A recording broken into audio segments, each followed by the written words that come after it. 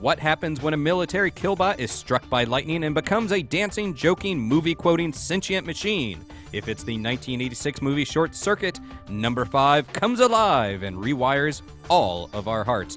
I'm Aaron Sagers, and in this Blastr to the Past, we are giving you all the input you need about this 30-year-old sci-fi comedy.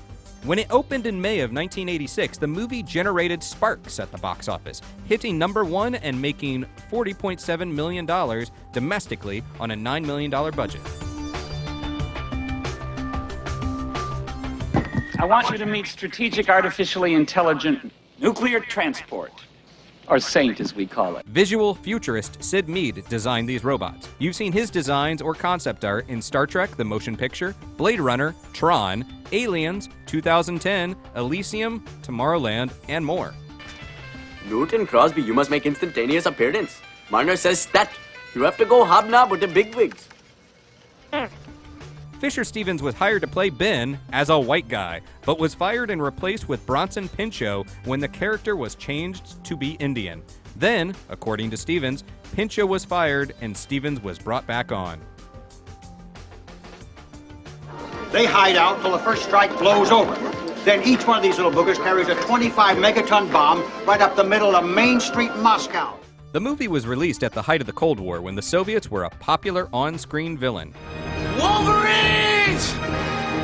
Actor Austin Pendleton told the AV Club in 2009 the original script was heartbreakingly beautiful before it became, quote, a nice little, slightly bland kids movie. Very funny. According to Pendleton, Badham wanted Newton Crosby to possess a sense of utter alienation that only the likes of Dustin Hoffman could convey. However, the studio insisted on casting Steve Guttenberg instead. Now what do they need me for? To tell them each robot costs $11 million and it kills people? Actor G.W. Bailey, who played Scroder, also faced off against Steve Guttenberg in the Police Academy movies as pretty much the same character, Captain Harris. Ocean Software, one of the biggest video game developers in the 1980s, made a game of the movie for the Commodore 64 computer as well as the ZX Spectrum. The robot in Wes Craven's Deadly Friend, also released in 1986, used number 5's chassis. The puppeteer was Tim Blaney, who also provided number 5's voice in real time so character interaction would be more authentic. Need input. Input.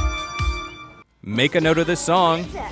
And look at this.